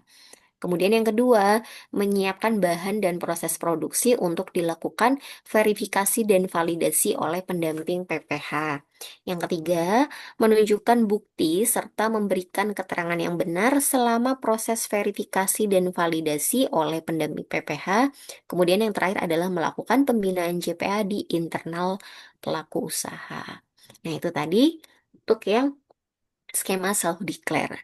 Nah, kemudian yang menjadi tanggung jawab penyelia halal dengan skema reguler tadi yang pertama sama ya Bapak Ibu, kemudian yang kedua menyusun rencana PPH, tiga menerapkan manajemen risiko pengendalian PPH, empat mengusulkan penggantian bahan, lima mengusulkan penghentian produksi yang tidak memenuhi ketentuan PPH, enam membuat laporan pengawasan PPH, 7. Melakukan kaji ulang pelaksanaan PPH. Maaf. 8. Menyiapkan bahan dan sampel pemeriksaan untuk auditor halal. Dan yang terakhir adalah menunjukkan bukti dan memberikan keterangan yang benar selama proses pemeriksaan oleh auditor halal. Nah, ini Bapak Ibu tanggung jawabnya penyelia halal itu sangat besar. Jadi Bapak Ibu harus benar-benar memahami, terutama nanti untuk materi teknisnya terkait dengan CPH, dimohon Bapak Ibu harus benar-benar mendengarkan dan memahaminya. Nah, kemudian terkait dengan pelatihan dan sertifikasi kompetensi ya, jadi itu tadi pelatihan penyelia halal ini bisa dilaksanakan oleh BPJPH atau Lembaga Pelaksana Pelatihan JPH yang sudah terakreditasi oleh BPJPH. Nah, salah satunya adalah Lembaga Pelatihan Halal Institute. Nah, kalau lembaga pelatihan lainnya Bapak Ibu ingin lihat itu bisa dilihat pada website kami. Kemudian untuk sertifikasi kompetensi, nah ini bisa dilakukan oleh LSP atau Lembaga Sertifikasi Profesi yang memang sudah terakreditasi oleh BNSP. Nah, jadi kalau LSP ini memang berada di bawah BNSP ya Bapak Ibu, bukan di bawah BPJPH. Jadi Bapak Ibu bisa cek langsung di websitenya BNSP, lembaga sertifikasi apa saja yang memang sudah memiliki ruang lingkup untuk sertifikasi kompetensi penyelia halal. Seperti itu. Nah, dari BPJP kami juga memberikan adanya kemudahan untuk pelaku usaha mikro dan kecil, sehingga ada fasilitasi ya untuk penyelia halal dengan ketentuan yang pertama, penyelia halal untuk pelaku usaha mikro dan kecil itu dapat berasal dari organisasi kemasyarakatan. Jadi memang untuk saat ini mungkin ada pelaku usaha mikro kecil yang kesulitan dalam mendapatkan penyelia halal karena memang pelatihannya itu harus berbayar ya. Sehingga masih diperbolehkan jika penyelia halalnya itu berasal dari organisasi kemasyarakatan. Nah, selain berasal dari ormas, bisa juga berasal dari pelaku usaha yang bersangkutan itu sendiri, instansi pemerintah, dan badan usaha atau perguruan tinggi. Kemudian yang terakhir adalah organisasi kemasyarakatan, instansi pemerintah, badan usaha, atau perguruan tinggi dapat memberikan fasilitasi berupa keikutsertaan dalam pelatihan dan atau sertifikat kompetensi penyelia halal. Jadi, misal kita membuka kesempatan juga ya bagi instansi pemerintah atau lembaga lainnya kalau ingin memberikan fasilitasi berupa keikutsertaan pada pelatihan atau serkom penyelia halal. Nah, setahu saya pada tahun lalu tuh banyak fasilitasi ya untuk pelatihan penyelia halal bagi SPPG. Jadi itu tadi ya Bapak Ibu materi yang dapat saya sampaikan. Jika ada yang perlu didiskusikan atau kurang jelas, monggo bisa Bapak Ibu tanyakan. Jadi waktu dan tempat saya kembalikan kepada moderator Ibu Intan. Terima kasih. Baik, terima kasih banyak Bu Arika untuk pemaparan materi yang sangat insightful. Untuk Bapak Ibu, apabila ada yang mau ditanyakan, boleh raise hand terlebih dahulu. Nanti saya panggil. Oke, ini sudah banyak ya yang mau bertanya. Untuk Ibu Arika, izin ini ada dari Pak. Eh, Pak siapa ya ini dari SPPJ Cilincing? Iya, halo Ibu izin. Halo, izin. Iya, iya Pak. Iya, Untuk dari lupa Pak siapa ganti ya ini? nama panjangnya. Iya, saya Saiful, Ibu izin. Siap. Wah, monggo dipersilakan untuk disampaikan Pak Iya, pertanyaannya. izin Bu Arika. Sebelumnya Assalamualaikum warahmatullahi wabarakatuh. Terima kasih banyak nih Bu Arika atas penjelasannya yang eh, kalau kata anak sekarang berdaging banget ya. Karena aku juga baru tahu terkait dengan mekanisme dari si halal ini gitu yang cukup kompleks dan memang outputnya adalah tadi melindungi konsumen gitu terkait dengan bukan soal apa yang kita konsumsi aja tapi bagaimana dari hulu ke hilirnya juga menjadi hal yang baik untuk kita coba pastikan kehalalannya. Nah, yang mau aku tanyakan izin Bu Arika, kebetulan kan aku dari SPPG nih ya Bu ya. Nah, eh, ini mitraku sendiri mendaftarkan aku sebagai penyelih halal untuk kegiatan ini, pelatihan penyelih halal gitu. Dan karena aku menjadi kepala SPPG, sangat besar kemungkinan misalnya adanya mutasi atau pergantian atau dilempar ke wilayah lain dan lain sebagainya. Nah, yang mau aku pertanyakan ini sih Bu Arika, izin ketika misalnya seorang penyelia halal di entah dia di catering atau di tempat tersebut itu tidak berada lagi atau tidak bekerja lagi di situ, bagaimana nantinya status halal ini sendiri dari tempat tersebut Bu Arika gitu. Apakah nantinya bisa apakah nantinya harus dilakukan pelatihan kembali sehingga wajib ada penyelia halal yang standby di tempat tersebut atau sebenarnya kalau misalnya memang sudah ada penyelia halal tapi nantinya dia tidak bekerja di situ status atau sertifikasi halal ini masih tetap menempel pada lembaga tersebut. Mungkin itu sih Bu Arika yang aku tanyakan soalnya aku rada worry juga gitu kan karena khawatir misalnya dilempar ke kepala SPPG namun nanti misalnya kepala SPPG dapat TOA dan lain sebagainya ini kan aku khawatirnya nanti berpengaruh terhadap SPPG yang sebelumnya sudah mendapatkan sertifikasi halal. Mungkin seperti itu Bu Erika. Terima kasih banyak. Baik, terima kasih atas pertanyaan Pak Syaiful. Izin Bu Intan langsung saya jawab saja ya Bu ya. Baik Bapak, Ya, pertanyaannya sangat bagus Bapak dan ini biasa terjadi ya Pak ya di lingkungan kerja pasti ya memang pegawai itu pasti bisa dipindah-pindahkan dimutasi ya.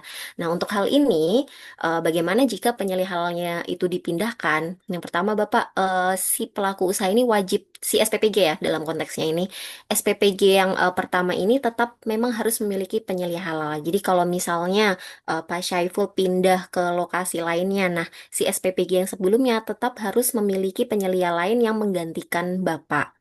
Nah, syaratnya penyelia halal ini juga tetap harus sudah pernah pelatihan. Tetapi memang untuk saat ini mekanisme di si halal itu tidak bisa langsung Bapak ubah ya. Misalnya Bapak langsung mengubah data si penyelia halalnya. Jadi untuk saat ini caranya adalah masih dengan cara Bapak Ibu mungkin bisa bersurat ke BPJPA bahwa ada perubahan data untuk penyelia halal. Nah, mungkin memang ada beberapa ya Pak prakteknya ketika si penyelia halal yang pertama itu pindah kemudian digantikan oleh orang lain memang kami menemukan beberapa itu ada penyelia halal yang ternyata belum melakukan pelatihan penyelia halal. Nah, untuk saat ini memang belum ada regulasinya yang mana dapat menerapkan sanksi kepada si pelaku usaha yang ternyata penyelia halal penggantinya itu belum melakukan belum mendapatkan sertifikat pelatihan, belum ada sanksinya memang untuk saat ini. Tetapi kami selalu menyarankan agar si penyelia halal pengganti ini segera untuk melakukan pelatihan penyelia halal karena ke depannya kami juga akan mengatur regulasi yang lebih ketat ya terkait dengan penetapan penyelia halal ini. Mungkin seperti itu Pak Syaiful, apakah bisa dipahami Pak? Oh, siap Bu Arika. Berarti Oke. tadi ya jawabannya adalah terkait dengan adanya pengganti penilai halal ya Bu ya Mm-mm. untuk memastikan tadi kehalalan dari lembaga tersebut. Oke, baik. Terima kasih banyak Bu Arika. Iya, sama-sama Pak. Oh, izin menambahkan Bapak, kenapa harus ada penyelia halal pengganti juga? Itu karena kan si penyelia halal ini tugasnya adalah memastikan bahwa dari hulu ke hilir ini ya, dari penentuan bahan sampai dengan didistribusikan, memastikan kehalalannya, sehingga harus ada personil atau penyelia halal ini yang memastikan bahwa proses produksinya itu tetap berjalan sesuai dengan ketentuan halal atau sesuai dengan sistem jaminan produk halal. Dan kami mewajibkan bahwa si pelaku usaha ini melakukan audit internal atau semacam laporan itu minimal 1 kali setahun. Nah, itu kalau tidak ada penyelia halal, siapa yang bisa melakukan audit internal tersebut? Sehingga memang kalau si penyelia pindah, maka harus ada penyelia penggantinya. Seperti itu.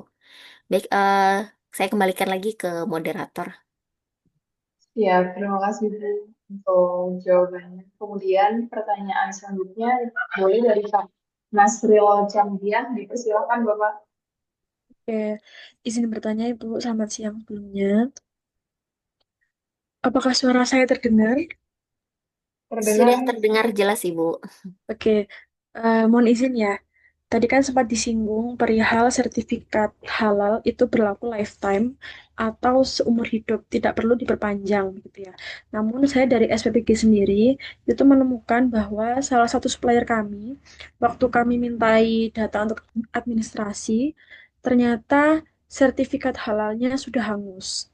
Ketika kami izin untuk melihat, ternyata memang diterbitkannya pada tahun 2019 dan berlaku sampai 2021. Nah, apakah ini dari jenis regulasi yang berbeda atau aturan baru terkait sertifikat yang lifetime itu baru baru muncul atau seperti apa, Ibu? Baik, Ibu, terima kasih untuk pertanyaannya. Tetapi kalau saya lihat ya, Bu ya, kalau diterbitkannya, ini waktunya cuma 2 tahun, berarti ya sertifikatnya ada kemungkinan mungkin itu sertifikatnya sebelumnya dicek dulu apakah dikeluarkan oleh BPJPH atau tidak ya, Bu ya. Yang pertama perlu dipastikan itu. Yang kedua, kalau misalnya pada produk-produk lain Ibu masih menemukan ada yang sertifikat halalnya itu diterbitkan oleh BPJPH, kemudian masih ada tanggal berlakunya. Jadi memang itu adalah sertifikat halal yang dikeluarkan sebelum adanya peraturan yang menyatakan bahwa sertifikat halal itu berlaku selamanya. Itu tadi, Bu. Jadi memang untuk yang lifetime ini saya agak lupa waktu itu baru ada itu sekitar kayaknya di tahun 2024 ya, saya agak agak lupa juga sih untuk tanggalnya. Jadi yang sebelum tahun itu memang sertifikat halal ini masih ada waktu berlakunya. Nah, setelah adanya peraturan tersebut, otomatis sebenarnya untuk sertifikat-sertifikat halal yang sudah diterbitkan sebelum tanggal tersebut, dia juga akan berlaku selamanya. Tetapi memang harus si pelaku usaha ini harus mengajukan ke BPJPH untuk perubahan data di sertifikat. Jadi memang ada alurnya ya untuk perubahan data. Kalau si pelaku usaha belum mengajukan perubahan data atau mengupdate si sertifikat halalnya ini, maka masih tetap ada tulisan masa berlakunya. Seperti itu, Ibu. Oke, terima kasih, Ibu. Jadi saya mau make-sure lagi, Mm-mm. apabila tempat saya membeli daging ini sudah ada sertifikat halal tapi belum yang lifetime dan Mm-mm. ingin upgrade ke yang lifetime, berarti prosesnya enggak dari nol ya, Bu ya. Enggak, Tinggal Bu. Itu update. cuman, iya, cuman perlu pembaruan secara administrasi aja sih, gitu. Ada Gitu. ada caranya nanti mungkin saya cari dulu, boleh saya share ke panitia seperti itu ya, Bu ya. Baik, terima kasih, Bu, informasinya. Sama-sama, Ibu. Baik, selanjutnya mungkin dari Bu Mirham Nurul, dipersilakan Bu. Baik, sebelumnya terima kasih Bu Arika.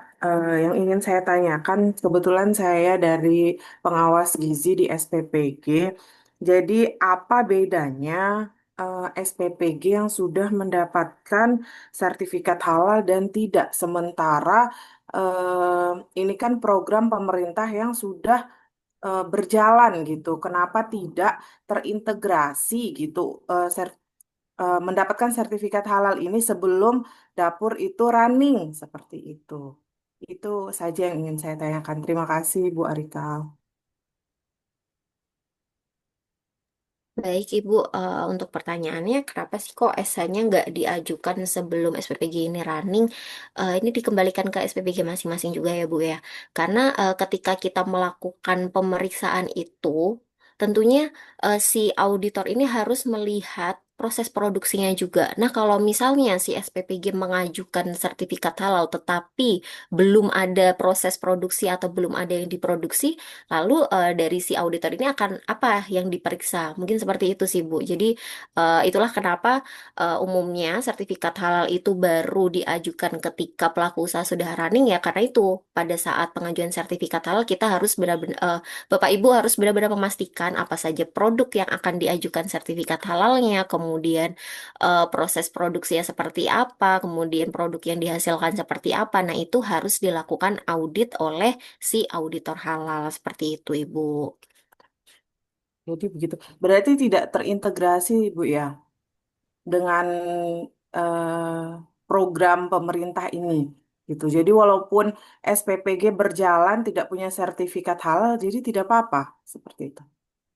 Tidak seperti itu juga ya Bu ya. Jadi SPPG ini kan banyak yang masih terus bertambah ya Bu ya. Jadi memang ada SPPG yang sudah bersertifikat halal, ada yang belum.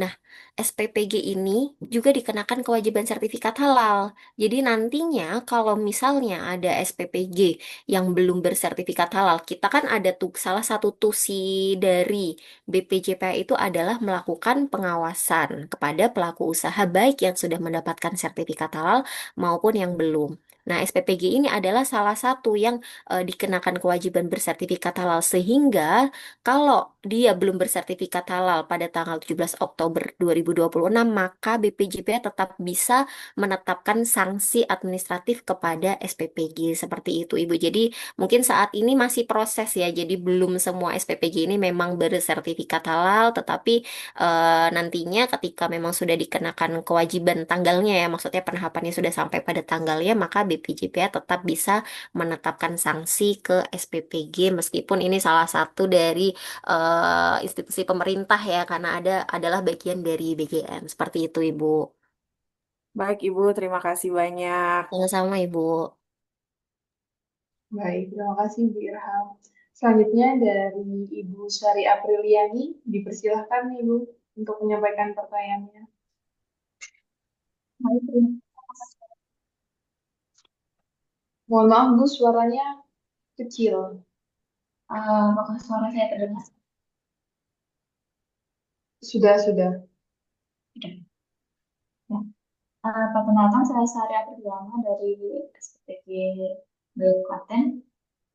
Nah, saya izin bertanya mengenai alur untuk menerbitkan sertifikat halal ini. Yaitu yang pertama tadi kan dari registrasi GC halal, kemudian BPJPH memverifikasi dokumen, kemudian untuk mendapatkan LPH atau LP3H. Nah, itu Izin Ibu, maaf suaranya agak putus-putus, boleh diulang? cek halo apakah sudah jelas? Coba dilanjutkan Ibu tadi suaranya terdengar cuman agak putus-putus aja sih gitu. Hmm.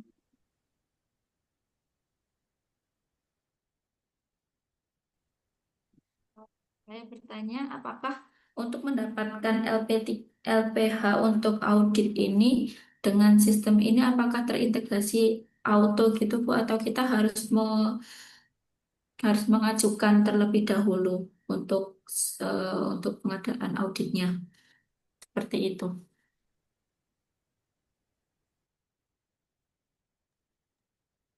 Maaf Ibu, saya kurang paham dengan pertanyaannya. Boleh diulang nggak Bu? Ya, untuk alur Heeh. penerbitan sertifikat halal. Nah, itu kan dari BPJPH memverifikasi dokumen diisi halal. Kemudian untuk tahap selanjutnya kan yang LPH dan LP3H itu tadi. Nah, untuk itu kan kepentingannya untuk audit ya, Bu. Heeh. Nah, itu apakah dari sistem sudah terintegrasi untuk mendapatkan LPH itu atau kita mengajukan secara terpisah seperti itu? Oke, baik Ibu. Terima kasih untuk pertanyaannya.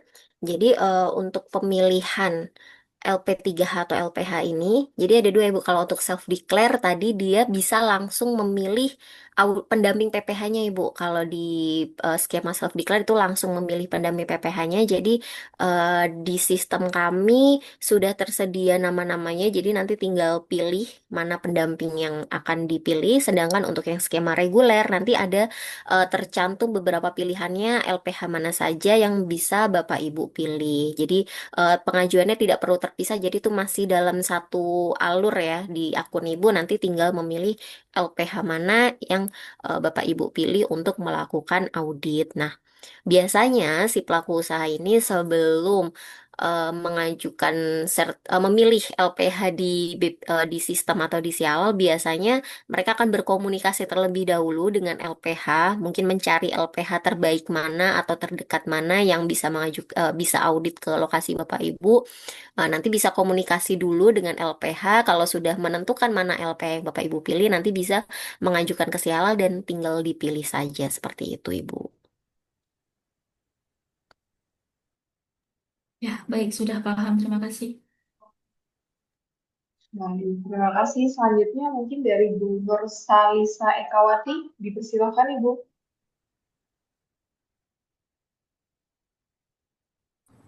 Assalamualaikum warahmatullahi wabarakatuh. Saya pengawas gizi di SPPG, mau tanya Ibu, bagaimana regulasi atau petunjuk teknik di dapur pelayanan MBG jika terdapat bahan baku lokal yang belum memiliki sertifikat halal?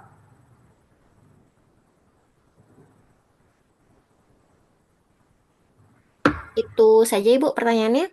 Iya, itu Oke, saja. baik Ibu, izin menjawab. Jadi, memang ada beberapa bahan yang mungkin belum bersertifikat halal ya. Nah, kalau Bapak Ibu harus memastikan dulu, yang pertama, apakah produk tersebut dikenakan kewajiban bersertifikat halal. Kalau produk tersebut dikenakan kewajiban sertifikat halal sesuai dengan yang disebutkan pada regulasi ya tadi KMA atau Keputusan Menteri Agama Nomor 748 dan 944 disebutkan di peraturan tersebut, maka seharusnya bahan yang digunakan memang sudah bersertifikat halal. Jadi secara otomatis, misalnya dia wajib bersertifikat halal tetapi belum bersertifikat, maka nanti biasanya auditor akan meminta Bapak Ibu untuk mengganti bahan yang digunakan tersebut. Nah, yang kedua, ada juga misalnya produk bahan yang memang eh, apa ya tidak tidak wajib untuk bersertifikat halal tetapi ternyata tidak disebutkan di Keputusan Menteri Agama Nomor 1360. Nah, itu biasanya ada dokumen tambahan nih Bu.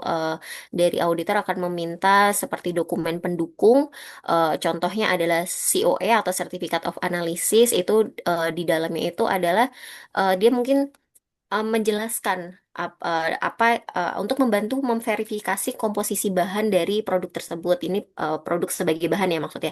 Jadi bahan apa saja yang digunakan pada produk tersebut. Nah, itu untuk produk-produk yang memang mungkin tidak bisa diajukan sertifikat halal dan membutuhkan dokumen pendukung, nanti biasanya akan dibantu oleh atau diarahkan oleh auditor seperti itu, Ibu.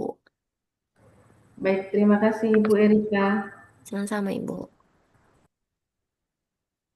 Baik, terima kasih Bu. Untuk yang raise mungkin kali ini cukup. Saya izin membacakan pertanyaan yang ada di kolom chat Zoom ya Bu, Boleh, Ibu. satu persatu. Oke. Oke.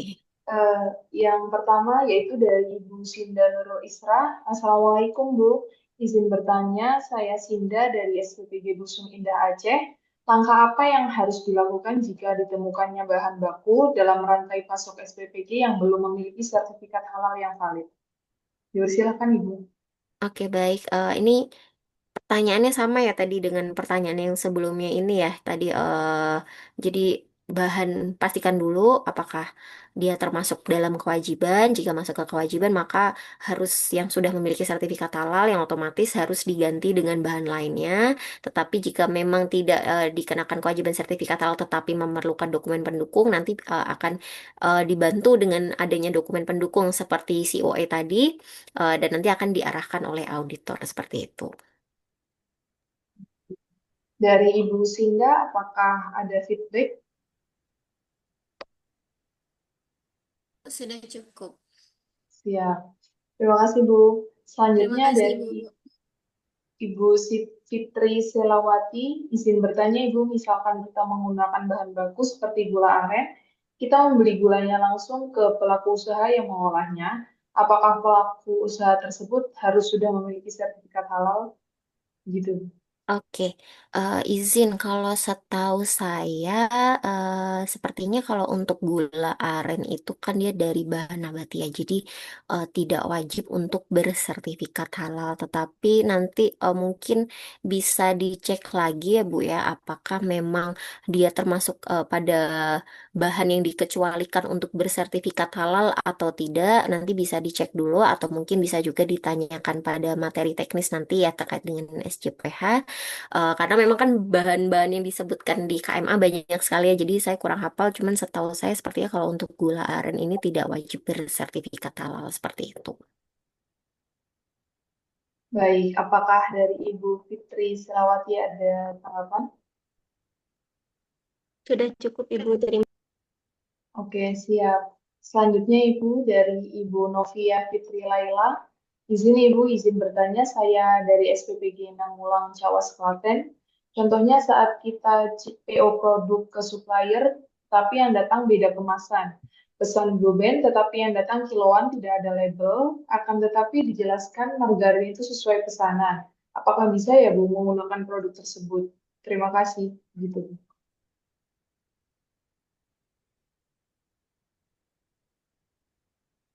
Oke, baik Ibu. Kalau untuk ini nanti mungkin perlu dipastikan aja Bu ya, biasanya dari auditor nanti akan meminta adanya dokumen-dokumen pendukung yang membuktikan bahwa misalnya produk tersebut kan dikemas dalam kemasan besar gitu ya mungkin ya. Jadi mungkin makanya tidak menunjukkan label halalnya, tetapi biasanya nanti dari auditor mungkin akan meminta dokumen-dokumen pendukung, misalnya invoice-nya atau tadi surat jalan atau misalnya Certificate of Analysis-nya tadi COE nanti akan diminta oleh auditor. Jadi mungkin jawaban saya mungkin bisa ya Bu ya, walaupun misalnya yang datang ternyata kok produknya nggak ada label dari Blue Band-nya nggak kelihatan mereknya, tetapi jika didukung dengan adanya dokumen-dokumen pendukung sesuai yang diminta oleh auditor, jadi mungkin akan diperbolehkan seperti itu. Oke, siap. Terima kasih Bu atas jawabannya. Apakah ada feedback dari Ibu Novia Fitri Laila?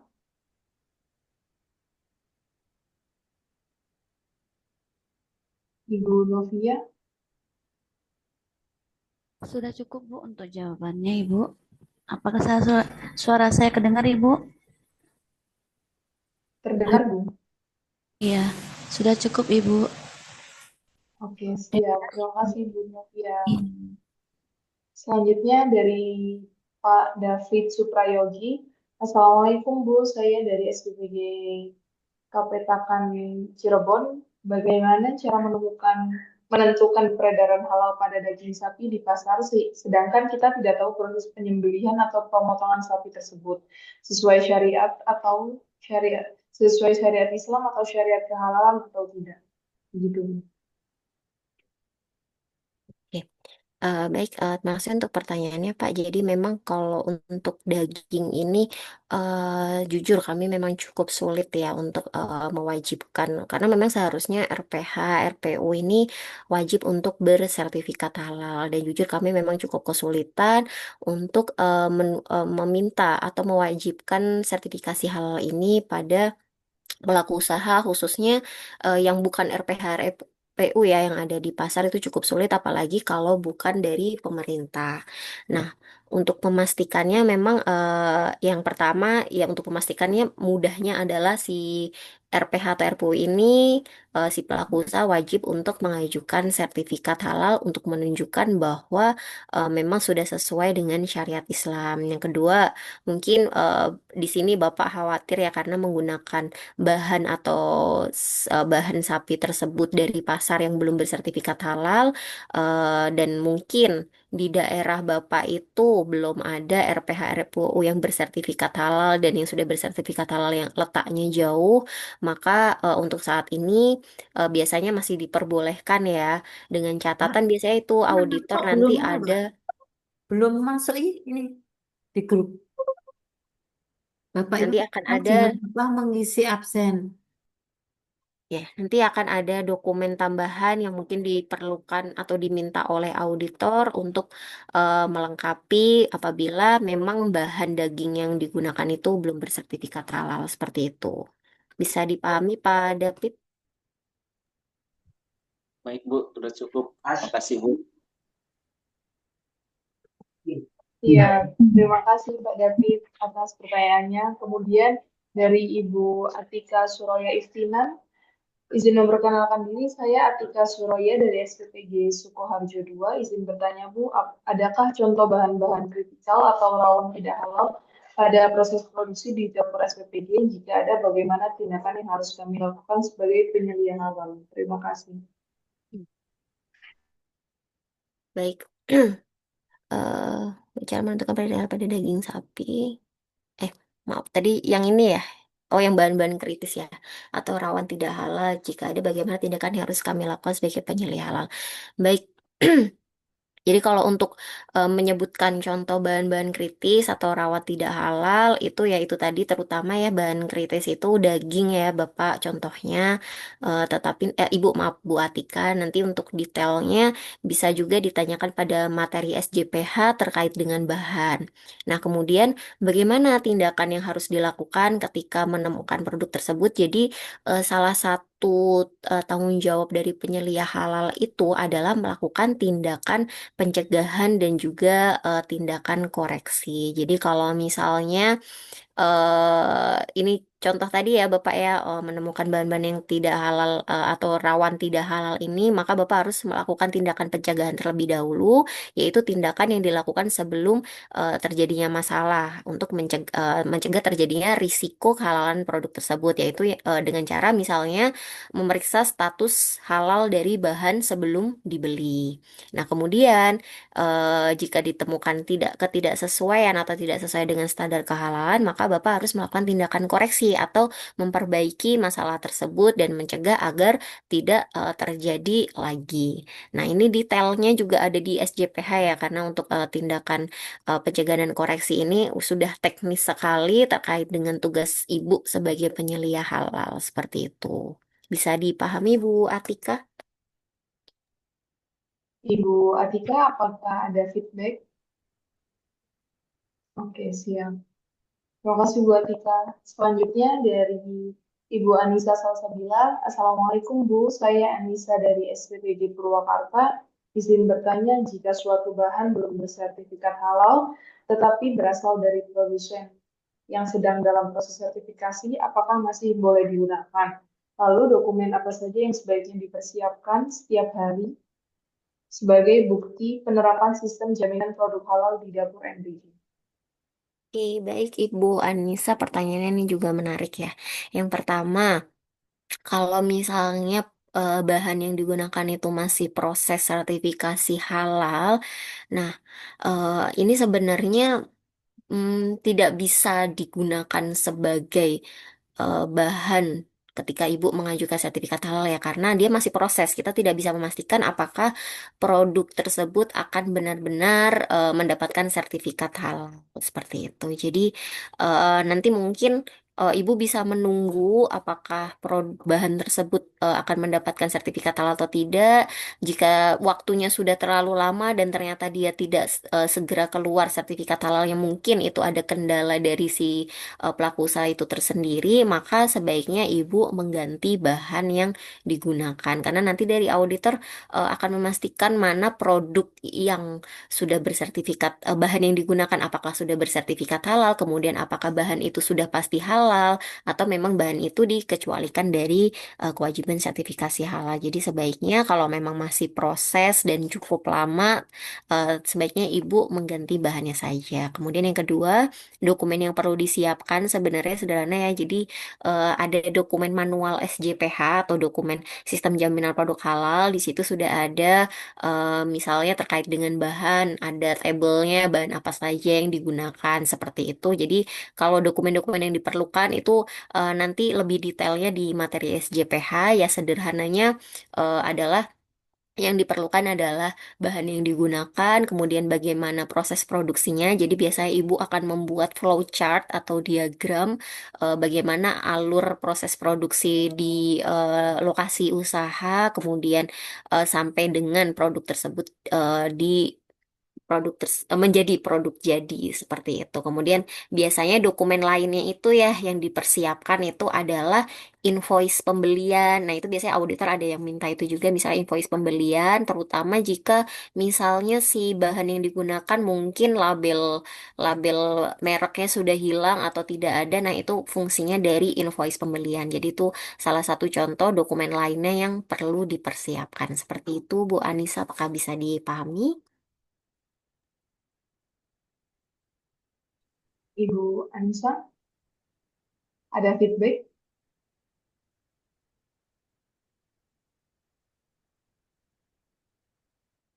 Oke, mungkin dicukupkan ya Bu untuk Bu Anissa. Kemudian selanjutnya dari Ibu Mega Indah. Assalamualaikum, saya Mega Indah Umairah dari SPPG Cemengkalang Sidoarjo. Izin bertanya bagaimana jika kita selama ini membeli beras dari penggilingan oleh petani langsung atau UMKM, namun belum memiliki sertifikat halal. Karena sebelumnya arahan dari BGN memang dari UMKM atau petani langsung namun belum memiliki sertifikat halal. Apakah beras masuk ke positif list atau negatif list? Apakah untuk selanjutnya kita harus mengganti beras tersebut? Terima kasih.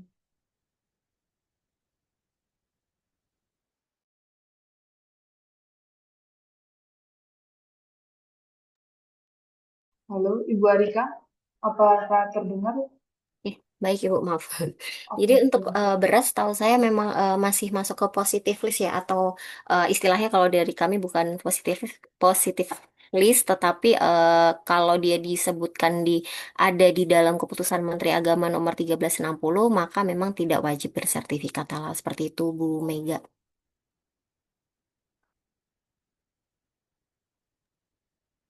Ibu Mega, apakah ada feedback? Maaf, Ibu tadi Mega Indah. mana Bu Arita yang tidak wajib apa tidak wajib untuk Mohon maaf, Bu, suaranya kecil, Bu.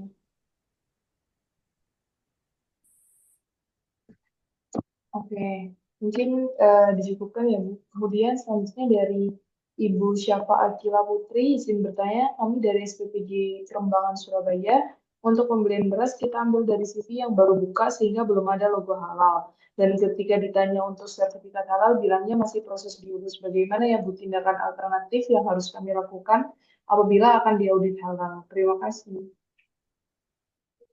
Nanti saya pastikan terlebih dahulu ya. Kalau setahu saya untuk saat ini beras itu tidak wajib bersertifikat halal, jadi masih boleh digunakan. Tetapi kalau memang dikenakan kewajiban sertifikat halal, maka memang sebaiknya ibu mengganti beras yang digunakan seperti itu.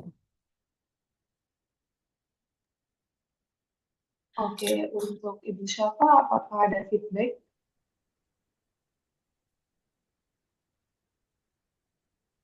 Siap, terima kasih Ibu Syafa. Untuk selanjutnya, apabila Bapak Ibu ada pertanyaan kembali, boleh raise hand. Ibu Mirham, apakah ada pertanyaan kembali, Ibu?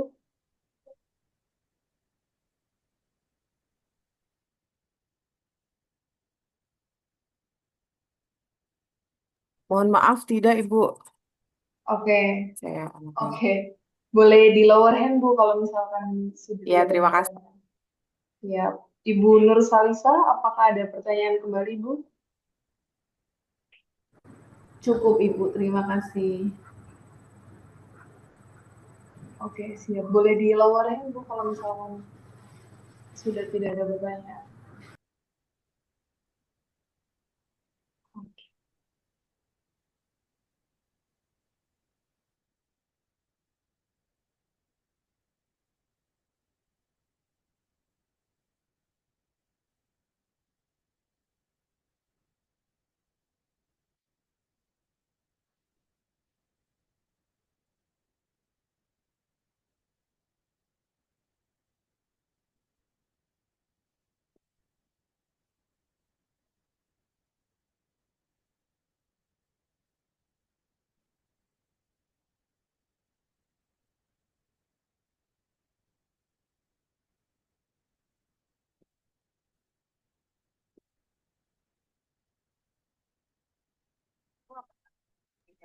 Eh, Pertanyaan terakhir mungkin ya Bu sebelum closing statement. Oke. Ya, dua pertanyaan terakhir. Ini dari ada Ibu Ayuna dari Bali. Assalamualaikum Bu, saya Ayuna dari Bali. Apakah sebagai penyelia bisa hanya mendampingi saja di kedai, tapi tidak ikut bekerja atau proses memasak? Oke, baik. Jadi Bu Ayuna memang kalau pertanyaannya apakah boleh penyelia halal ini hanya mendampingi dan tidak ikut proses memasak, tentu saja sangat boleh Ibu, karena memang sebenarnya tugas dari penyelia halal itu adalah sederhananya mengawasi proses produksi yang ada di dalam pelaku usaha. Jadi dia sebenarnya tidak harus atau tidak perlu mengikuti dalam proses pengolahannya. Jadi dia cukup mengawasi. Tetapi kalau umumnya biasanya di pelaku usaha mikro kecil itu kan jumlah karyawannya terbatas atau mungkin tidak memiliki karyawan sehingga si penyelia halal itu otomatis ikut masuk dalam proses produksi. Jadi jawabannya boleh iya, boleh tidak, tergantung dari si pelaku usaha itu sendiri apakah memang penyelia halalnya perlu dalam proses produksi atau proses memasak.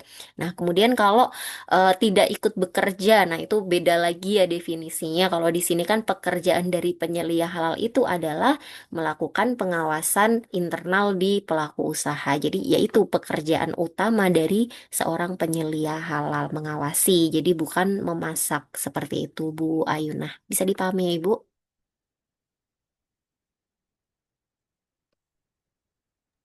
Apakah ada feedback dari Ibu Ayuna?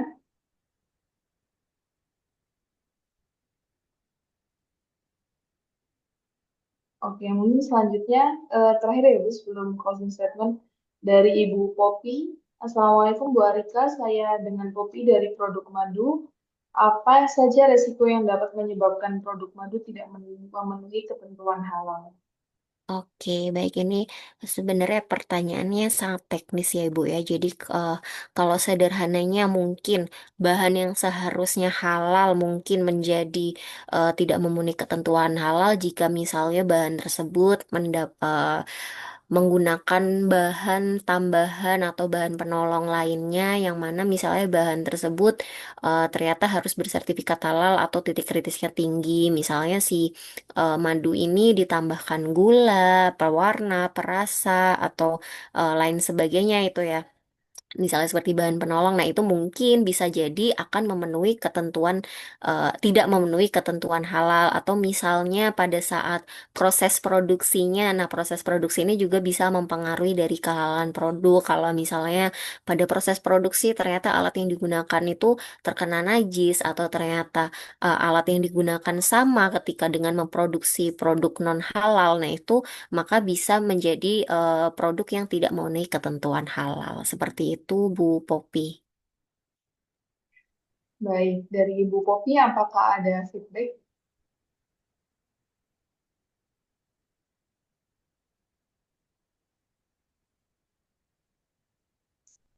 Oke, karena sudah pukul jam sudah menunjukkan waktu materi akan selesai.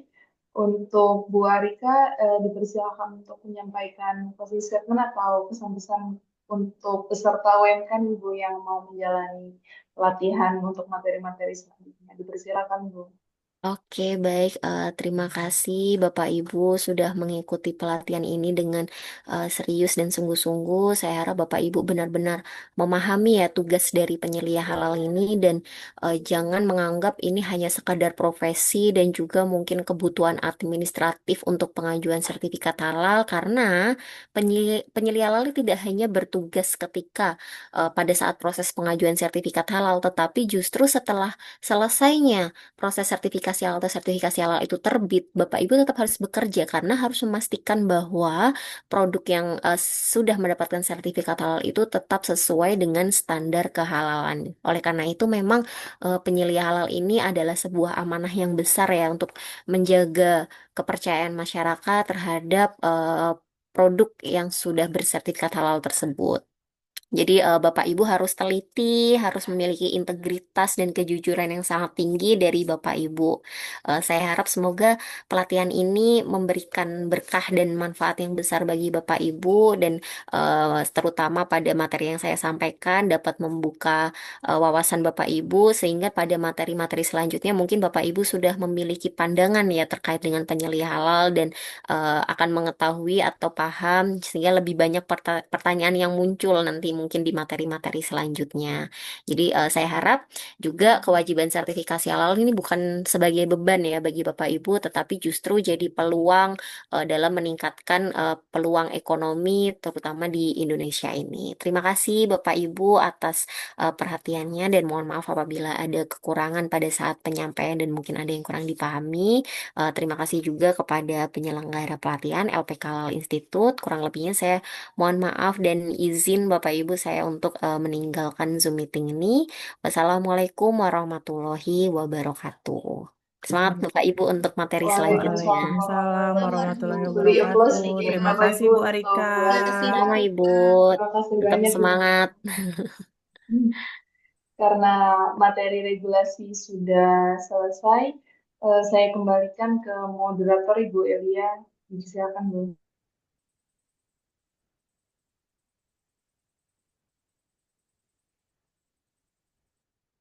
Ibu Elia, mohon maaf, suaranya belum keluar, terdengar.